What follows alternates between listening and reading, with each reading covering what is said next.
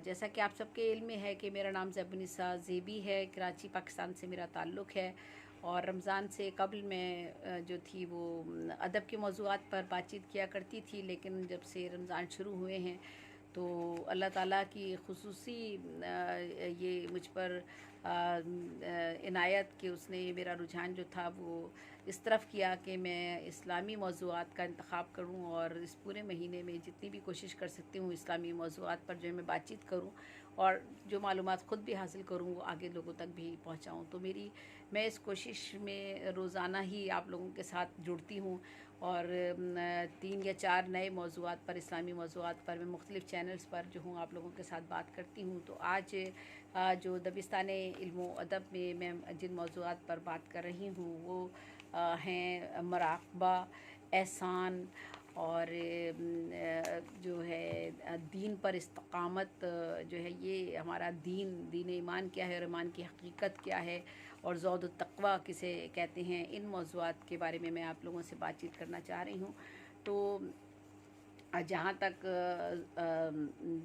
ज़ौद तक़वा की बात है तो तक़वे के बारे में तो हम सभी लोग जानते हैं। मैंने अभी कल एक मुकम्मल पूरा एक प्रोग्राम तक़वा पे किया है कि तक़वा जो है अल्लाह ताला ने इंसानों को किसी भी इंसान पर फजीलत नहीं बख्श दी, ना उसको किसी से बड़ा गर्दाना है, सिवाय इस बात पर कि अगर आप तक़वे में किसी से बढ़कर हैं तो आपको बड़ा समझा जा सकता है। लेकिन किसी भी और तरीके से अगर आप चाहें कि कोई आपकी दौलत से मुतासिर हो जाए, आपकी शक्ल सूरत से मुतासिर हो जाए, आपकी कोई खसाइल हैं उनसे को मुतासिर हो जाए, तो ये या दुनियावी जितनी भी चीज़ें हैं जो हमें शोहरत, इज़्ज़त, मनसब, मकाम, ये सारी चीज़ें जितनी भी हैं इनकी अल्लाह के नज़दीक कोई अहमियत नहीं है। अल्लाह के नज़दीक जो है बंदे की अहमियत ये है कि वो तक़वे में कितना ज़्यादा जो है वो किसका कितना तक़वा है और तक़वे में कौन शख्स किस से ज़्यादा अफजलियत रखता है। इसी बुनियाद पर इंसान जो है वो इंसानों का जो है वो इसी बुनियाद पर जो है इंसानों की जो है वो आप तखसीस तो कर सकते हैं, लेकिन इसके अलावा किसी को किसी पर भी बरतरी हासिल नहीं है।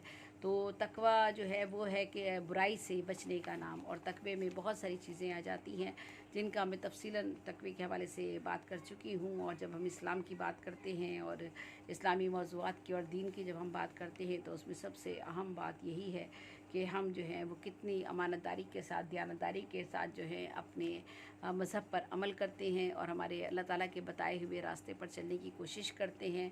गो कि हम बशर हैं, हमसे बहुत सी ख़ताएँ होती हैं, बहुत सी गलतियाँ होती हैं, बार बार तौबा करते हैं, बार बार माफ़ी मांगते हैं, लेकिन फिर वही गलतियाँ करते हैं।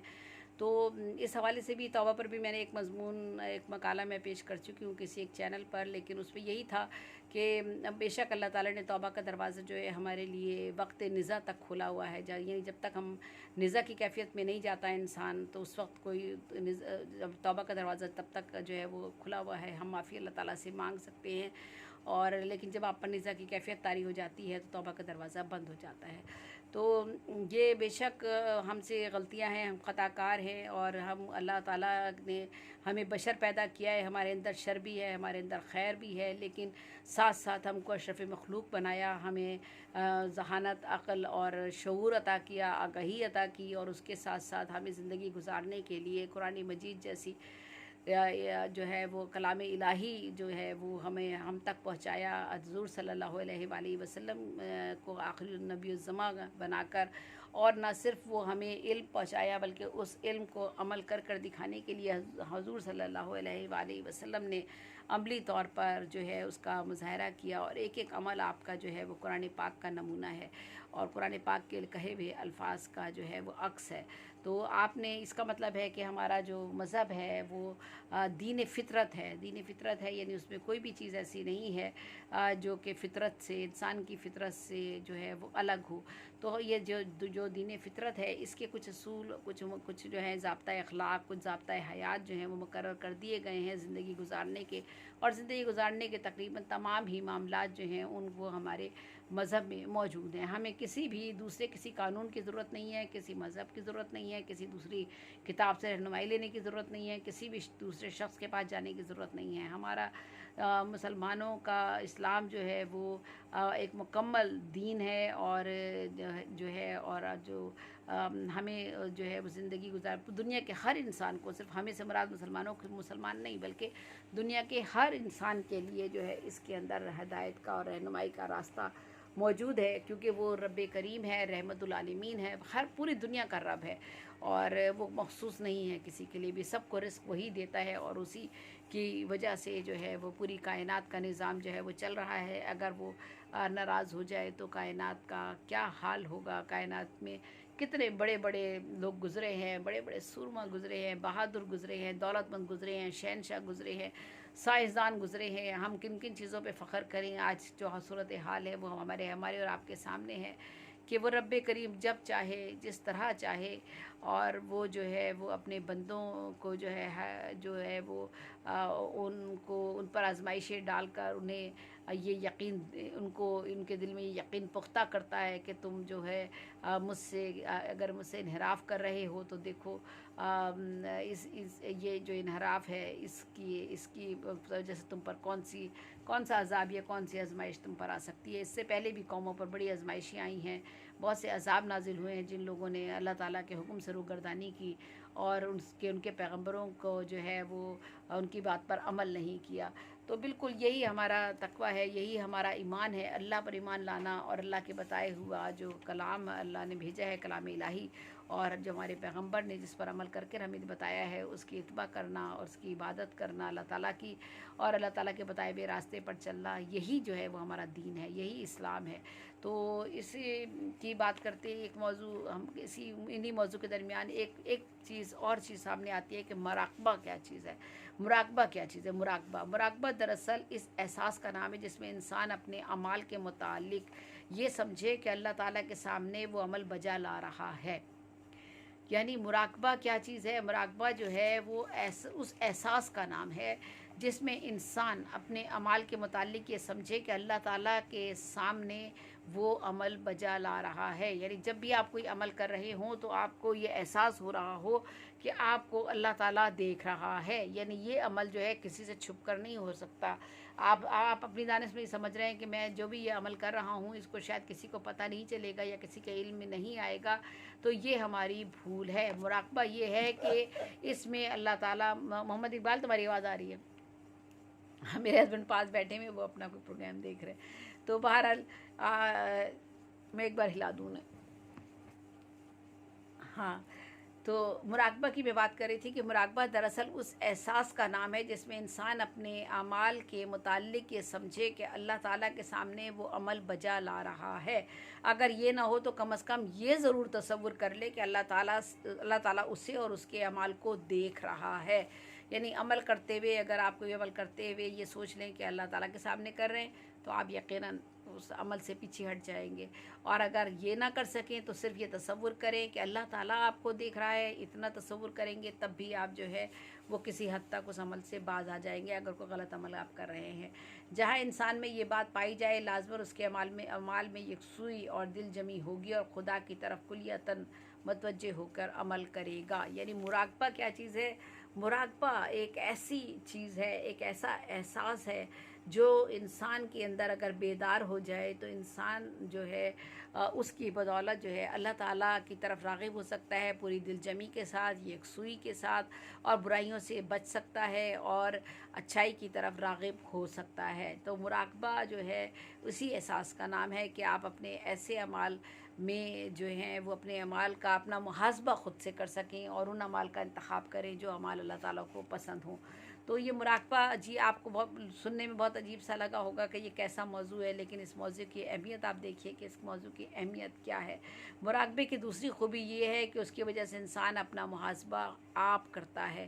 یعنی آپ جب کوئی غلطی کرتے ہیں تو آپ جب چھوٹے ہوتے ہیں، آپ غلطی کرتے ہیں، ماں باپ آپ کو ڈانٹتے ہیں، آپ کے استاد آپ کو ڈانٹتے ہیں، آپ سے کوئی خطا ہوتی ہے، آپ کے دفتر والے، آپ کے کلیگ، آپ کے دوست، آپ کے احباب، آپ کے ساتھی آپ کو ٹوکتے ہیں، آپ کو منع کرتے ہیں۔ لیکن جو مراقبہ ہے اس کا پہلا عمل تو یہ ہے، یعنی پہلی اس کی خوبی یہ ہے کہ آپ جو بھی عمل کر رہے ہیں وہ آپ نے خود محسوس کرنا ہے، وہ احساس آپ کے اندر اجاگر کرنا ہے اپنے اندر کہ اللہ تعالیٰ دیکھ رہا ہے، یا وہ عمل آپ اللہ تعالیٰ کے سامنے انجام دے رہے ہیں۔ دوسری اس کی خوبی یہ ہے کہ انسان اپنا محاسبہ خود کرتا ہے، کوئی دوسرا انسان اس کی غلطیوں کی نشاندہی نہیں کرتا، یا کوئی دوسرا انسان جو ہے اس کو جو ہے نہیں ٹوکتا، یا اس کو ضرورت ہی نہیں پڑتی اس کو ٹوکنے کی، کیونکہ وہ کوشش کرتا ہے کہ وہ جو ہے ایسا کوئی کام نہ کرے جو کہ جس کی وجہ سے اس کو شرمندگی ہو، یا اس کی ان خطاؤں پر اس کو ندامت ہو۔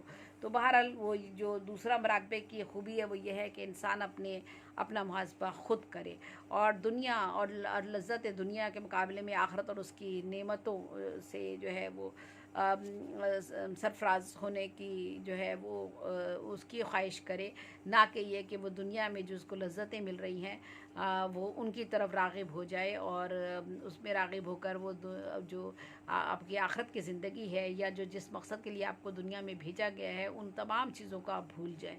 تو دنیا میں بھی تو آپ کو کسی مقصد کے لیے بھیجا گیا ہے نا انسان کو، تو آپ ان سارے مقاصد کو بھول جائیں۔ تو یہ جو ہے یہ ضروری ہے کہ آپ مراقبہ کا جو ہے اس کو اپنے اندر جاگزی کریں، اس احساس کو اپنے اندر بڑھائیں، اور مراقبہ کریں، اور اس سے اپنی پہچان کریں، اپنی شناخت بنائیں، اور اپنے اندر جو آپ کے اندر اپنے اندرون ذات کو کھنگالیں، اور درون ذات کو کھنگالنے کے بعد جو ہے وہ اس میں آپ خلوص سے دل کے ساتھ اللہ کی طرف متوجہ ہوں، اور اپنے قول و فعل کو صحیح معنوں میں صدق اور افضل بنائیں۔ یعنی آپ نے جو بھی آپ بات کر رہے ہیں اس میں آپ کسی سے وعدہ کر کے آتے ہیں، کہتے ہیں دن میں ہم 100 باتیں کرتے ہیں، 100 وعدے کرتے ہیں، تجارت کاروبار کرنے والا تو بات بات پہ جھوٹ بولتا ہے، ہر بات میں اس کا جھوٹ ہوتا ہے، حالانکہ تجارت تو بہت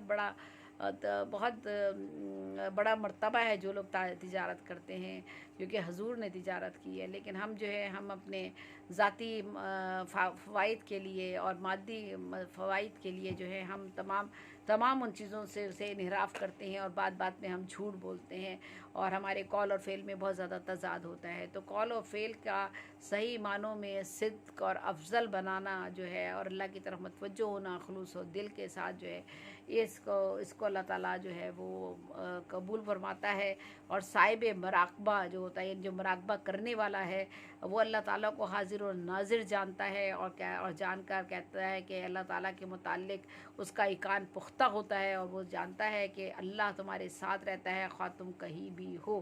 یہ سورہ الدین میں آیت نمبر 4 میں کہا گیا ہے کہ اللہ تمہارے ساتھ رہتا ہے خواہ تم کہیں بھی ہو، یعنی اللہ تعالیٰ ہمارے ہر عمل پر اللہ تعالیٰ کی نظر ہے۔ اور ویسے بھی میں ایک پروگرام میں نے بتایا تھا کہ جو ہے ہمارے نشانوں پر جو فرشتے ہیں وہ ہمارے اعمال نامے جو ہے وہ تحریر کر رہے ہوتے ہیں، ہمارے برے اعمال بھی اور اچھے اعمال بھی، اور یہ اعمال نامے ہمارے محشر کے دن ہمارے ہاتھ میں تھمائے جائیں گے، اور تمام ثبوت اور دلائل کے ساتھ ہمارے سامنے موجود ہوں گے، ہم ان سے انحراف نہیں کر سکتے۔ تو اس کا مطلب ہے کہ اللہ تعالیٰ ہمیں دیکھ رہا ہے، اللہ تعالیٰ کے تک ہمارا ہر عمل ہمارا پہنچ رہا ہے، اور اللہ ہمارے خلوص سے اور ہمارے نیت سے واقف ہے۔ اور تبھی وہ بات کہی گئی کہ دیکھیں آپ جب قربانی کرتے ہیں تو قربانی میں اللہ تعالیٰ کو نہ گوشت پہنچتا ہے، نہ خون پہنچتا ہے، صرف آپ کی نیت پہنچتی ہے۔ تو اس کا مطلب ہے کہ آپ کی جو نیت ہے، جو آپ کا عمل ہے، آپ کی جو نیت ہے اور آپ کو جو اخلاص ہے، وہی اللہ تک پہنچتا ہے۔ تو یہ صاحب مراقبہ جو کر رہا ہے، اس کو یہ یقین ہونا چاہیے کہ اللہ تعالیٰ اس کے ساتھ ہے، اور وہ کہیں بھی ہو اللہ اس کو دیکھ رہا ہے۔ اور ساتھ ہی اس بات کا بھی وہ قابل یقین کر لے کہ اس میں کوئی شک نہیں ہے کہ زمین اور آسمان کی کوئی چیز بھی اللہ سے پوشیدہ نہیں ہے۔ اس کے علاوہ صاحب مراقبہ کو اس بات کا بھی یقین کامل ہونا چاہیے کہ اللہ آنکھوں کی چوری کو جانتا ہے، اور ان باتوں کو بھی جنہیں تم سینوں میں چھپاتے ہو۔ اللہ تعالیٰ تمہاری آنکھوں کی چوری کو بھی جانتا ہے، اور اللہ تعالیٰ تمہاری ان باتوں کو بھی جانتا ہے جو تم اپنے سینوں میں چھپاتے ہو۔ اس لیے اس میں ریاکاری پیدا نہیں کرو، اپنے اندر ریاکاری پیدا نہیں کرو، ٹھیک ہے۔ صاحب مراقبہ کو جب ان باتوں پر یقین کامل ہو جاتا ہے تو اس میں بھلائی پیدا ہوتی ہے۔ اگر کبھی بدی سرزد ہو بھی جائے تو اس کی تلافی فوراً نیکی سے کرتا ہے۔ یعنی دیکھیں کتنا اچھا عمل بتایا گیا ہے کہ اگر ہم سے کبھی کسی وقت کوئی بدی کا کوئی کام کر لیں، یا کوئی برا عمل کر لیں، یا کوئی برا کام کر لیں، تو اس کا جو ہے معافی یہ ہے کہ ہم اس کے بدلے فوری طور پر کوئی نیکی کر لیں۔ تو اگر ہمیں برائی سے بچنا ہے، اول تو بچنا ہے، لیکن اگر نہیں بچ پاتے، کسی جگہ ہم سے غلطی ہو جاتی ہے، کوئی خطا ہو جاتی ہے، کوئی گناہ صغیرہ کو کبیرہ ہم سے سرزد ہو جاتا ہے تو فوری طور پر اس کی تلافی یہ ممکن ہے. پہلے تو آپ نے توبہ بھی کرنی ہے, اللہ تعالیٰ سے معافی مانگنی ہے اور دوبارہ وہ کام نہ کرنے کا عہد کرنا ہے, اور ساتھ ساتھ یہ بات رکھنی ہے ذہن میں کہ فوری طور پر کوئی آپ ایسی نیکی کر دیں کہ وہ جو آپ نے برائی کی تھی, جو برا کام کیا تھا, وہ اس نیکی سے وہ برا کام آپ کے اس برے کام سے نیکی آپ کی بڑی ہو جائے. تو حضرت ابو ذر اور حضرت معاذ بن جبل رضی تعالیٰ عنہ رسول اکرم صلی اللہ علیہ وسلم کا سے کا ارشاد نقل کرتے ہوئے کہتے ہیں کہ آپ نے فرمایا کہ تو جہاں کہیں بھی ہو اللہ سے ڈر اور برائی کے بعد بھلائی اور نیکی کر, وہ برائی کو مٹا دے گی اور لوگوں کے ساتھ اچھے اخلاق سے پیش آئے. اس حدیث کو ترمذی سے نے روایت کیا ہے. یعنی دیکھیں کتنی اچھی بات کیا, یہ جو حدیث ہے اور یہ ترمذی میں جو ہے اس میں اس کا ذکر ہے کہ جب آپ کوئی برائی کریں تو لوگوں کے ساتھ اچھے, تو آپ اس کے بعد فوراً اگر آپ سے کوئی برائی سرزد ہو جاتی ہے تو اس کے بعد فوراً آپ کوئی بھلائی کر دیں کسی کے ساتھ یا کوئی بڑی نیکی کر دیں تو وہ آپ کی برائی جو ہے وہ مٹ جائے گی یا اس برائی جو ہے وہ ختم ہو جائے گی, اللہ کے نزدیک معافی آپ کو مل جائے گی, اور آپ لوگوں کے ساتھ اچھے اخلاق سے پیش آئیں. انسان بعض اوقات گناہ کا کام کرتا ہے اور ساتھ ہی اپنی نادانی سے یہ سمجھ کر کہ یہ تو معمولی گناہ ہے اس کی پرواہ ہی نہیں کرتا, حالانکہ یہی اس کی تباہی کا سبب ہوتا ہے. حضرت انس رضی تعالیٰ عنہ سے منقول ہے کہ انہوں نے فرمایا تم ایسے کام کر بیٹھتے ہو جو تمہاری نظروں میں بال سے بھی زیادہ باریک ہوتے ہیں, اور ہم ان کو حضور اکرم صلی اللہ علیہ وآلہ وسلم کے زمانے میں محققات سے شمار کیا کرتے تھے. دراصل سمجھدار شخص وہ ہے جو اس دنیا کی زندگی کے مقابلے میں آخرت کی زندگی سنوارنے کا انتظام کرتا ہے, اور یہ اس وقت تک نہیں ہو سکتا جب تک انسان اپنے اعمال کا محاسبہ نہ کرے اور خواہشات نفسانی کو اللہ اور اللہ کے رسول کی اطاعت پر قربان نہ کر دے. چنانچہ حضرت شداد بن اوس حضور اکرم صلی اللہ علیہ وآلہ وسلم سے نقل فرماتے ہیں کہ آپ نے فرمایا کہ تم سمجھدار آدمی وہ ہے جو اپنے نفس کا محاسبہ کرے اور مرنے کے بعد کی زندگی کے لیے اعمال صالح کرے, اور عاجز یعنی وہ ہے بیوقوف وہ ہے جو اپنے نفس کی خواہشات اور آرزو کی تابع کر لے, ساتھ ہی اللہ تعالیٰ سے بھی آرزوؤں کی امید رکھے. امام ترمذی نے اس حدیث کا ذکر کر کے فرمایا کہ یہ حدیث حسن ہے, اور علماء نے فرمایا کہ دان نفس کے معنی نفس کا محاسبہ کرنا ہے, تو آپ اپنے نفس کا محاسبہ کریں. اور اب اس کے بعد جو اگلا موضوع یعنی میں نے آپ کو بتا دیا کہ مراقبہ کیا چیز ہے. مراقبہ اس احساس کا نام ہے جس میں آپ کو اپنے اعمال کے مطابق انسان جو ہے اپنے اعمال کے متعلق جو ہے وہ یہ محسوس کرے کہ وہ جو بھی عمل کر رہا ہے وہ اللہ کے سامنے کر رہا ہے, اور دوسری صورت یہ ہے کہ یا اللہ اسے دیکھ رہا ہے, اور تیسری صورت میں یا دوسری صورت میں ہی مراقبے کی یہ ہے کہ انسان اپنا محاسبہ خود بخود کرے. اور تیسری بات یہ ہے کہ اگر آپ سے کوئی غلطی سرزد ہو جاتی ہے یا کوئی بدی سرزد ہو جاتی ہے تو فوری طور پر کوئی اچھائی کریں اور کوئی نیکی کریں کسی کے ساتھ فوری طور پر, تو ہو سکتا ہے وہ آپ کی نیکی اور وہ جو اچھائی ہے وہ اس بدی کو کم ڈھانپ لے اور ختم کر دے اور اس برائی کو مٹا دے, اور اللہ تعالیٰ کی نظر میں آپ کی نیکی افضل ہو جائے.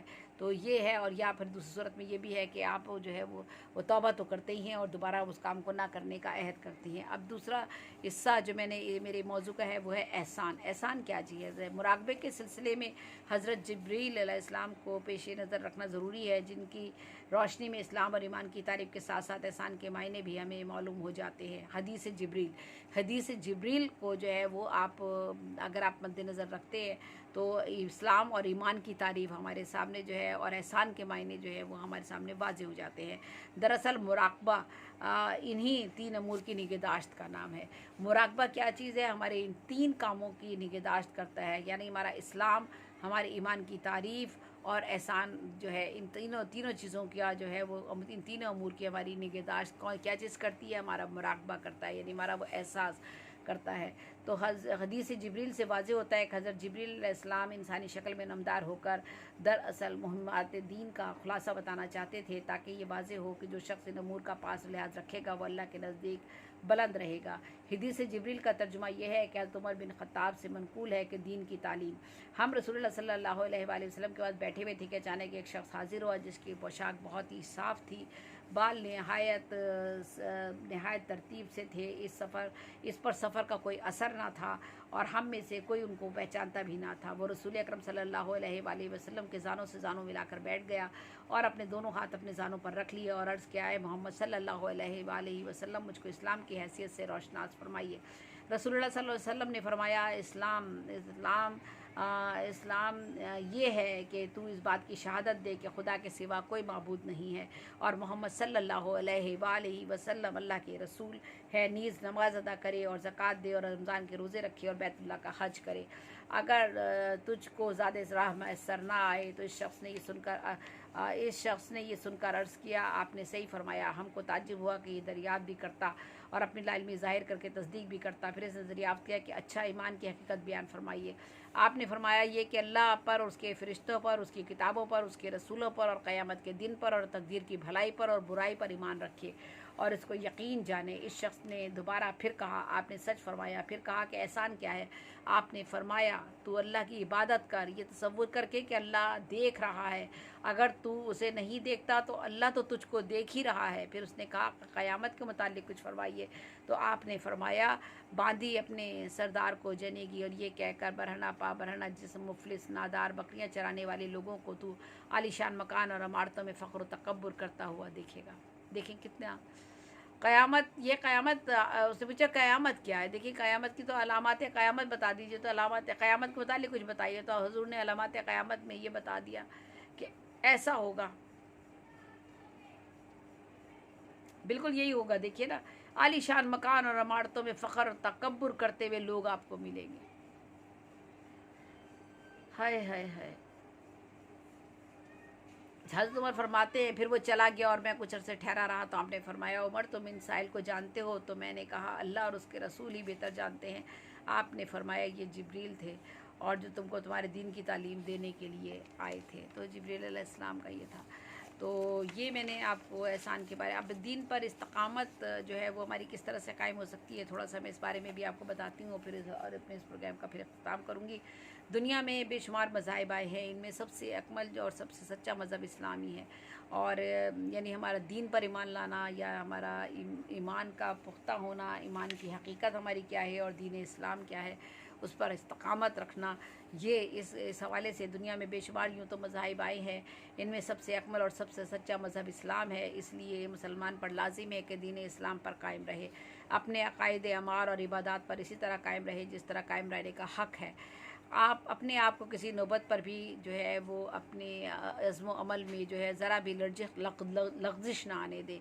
इसीलिए अल्लाह ताला ने फरमाया कि जिन लोगों ने कहा कि हमारा रब अल्लाह है, फिर उस पर कायम रहे, उन लोगों ने उन्हें ना कोई खौफ होगा, ना वो गमगीन होंगे। यही लोग जन्नत वाले हैं जो इसमें हमेशा रहेंगे और ये बदला उनके कामों का है जो वो दुनिया में किया करते थे। जन्नत में आपको उन्हीं कामों का बदला मिलेगा जो आप दुनिया में काम करेंगे। तो जो लोग दीन इस्लाम पर मजबूती से कायम रहते हैं और उन्हें दीन और दुनिया में कोई हैरानी और परेशानी नहीं होती और वही जन्नत के मुस्तहिक होते हैं। कोई शख्स महज अपने अमल की बुनियाद पर निजात हासिल नहीं कर सकता तावक्त अल्लाह का फ़ज़ल ना हो। चुनांचे हज़रत अबू हुरैरा से रवायत है कि हज़रत अबू हुरैरा बयान करते हैं कि हुज़ूर अकरम सल्लल्लाहु अलैहि वसल्लम ने इरशाद फरमाया कि दीन की राह पर कायम हो, इस पर मजबूती के साथ कायम रहो और जान लो कि कोई शख्स अपने अमल की वजह से निजात हासिल नहीं कर सकता। साहबा ने अर्ज़ किया कि साहबा ने अर्ज़ किया कि आप भी या रसूलल्लाह? आपने फरमाया और ना मैं भी, मगर ये कि अल्लाह ताला मुझको अपनी रहमत से और फ़ज़ल के साथ ढांप लेगा। इस हदीस में जो है वो जल्फाज इस्तेमाल होते हैं। दीन इस्लाम में न अफरात है, न तफरीत है और ना ही इसके अहकाम इंतहा पसंदी की तालीम देते हैं, बल्कि इस्लाम की तालीम यही है कि इंसान मियाना रवैया अख्तियार करे।